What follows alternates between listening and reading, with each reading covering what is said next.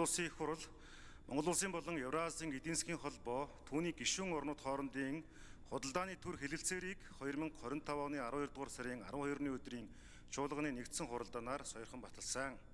Монгол Улс болон Евразийн эдийн засгийн холбоо, түүний гишүүн орнууд хоорондын худалдааны төр хэлэлцээрийн төслийг хэлэлцэх үед Улсын хурлын гишүүн А. Ариун Заяа тамхины онцгой албан татварын асуудал,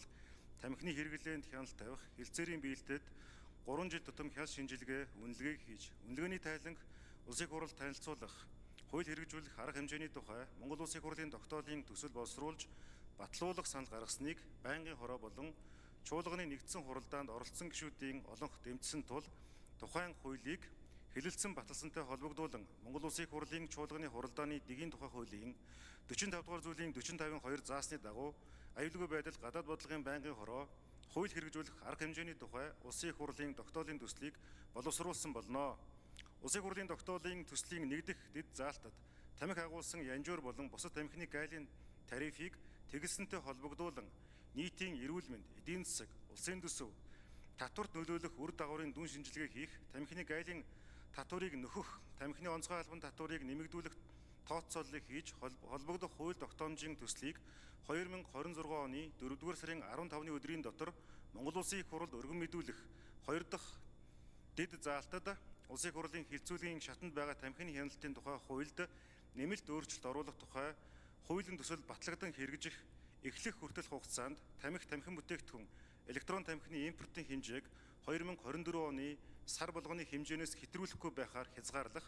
3 дахь дэд заалтад хэлэлцээрийн биелэлтэд 2 жил тутамд хэрэгжилтийн үр дагаврын үнэлгээ хийж, үнэлгээний тайланг Монгол Улсын их хурлд танилцуулахаар тусгасан.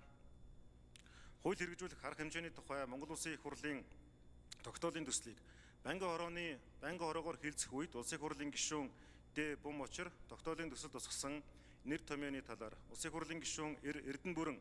тогтоол тусгасан гайлын тариф, онцгой албан татвартай холбоотой тооцоол хийсэн эсэх талаар, тамхины хэрэглээг хязгаарлагтай холбоотойгоор нийгэм цөрөг үр дагавар үүсэх эрсдлийг анхаарах, Улсын хурлын гишүүн П. Сайн зориг тогтоолын төслийг агуулгын хувьд дэмжиж байгаагаа илэрхийлээд хэлэлцээрийн биелэлтэд 3 жил тутамд хяналт шинжилгээ үнэлгээг хийхээр тогтоолын төсөл тусгасныг 2 жил тутамд хэрэгжилтийн үр дагаврын үнэлгээ хийхээр тусах боломжтой эсэх талаар асуулт асууж санал хэлсэн. Монгол Улсын их хурлын чуулганы хуралдааны дэгийн тухай хуулийн 39-р зүйлийн 39-ийн 24 заасны дагуу Улсын хурлын гишүүн С. Эрдэнэ бол тогтоолын төслийг анхны хэлэлцүүлгээр батлах горимын санал гаргасныг байнгын хорооны хуралдаанд оролцсон гишүүдийн олонх дэмжсэн болно.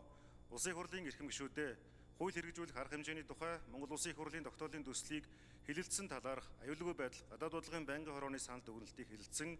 тогтоолын төслийг баталж өгөхийг та бүхнээс хүсье. Анхаарал тавьсанд баярлалаа. За баярлалаа. За улсын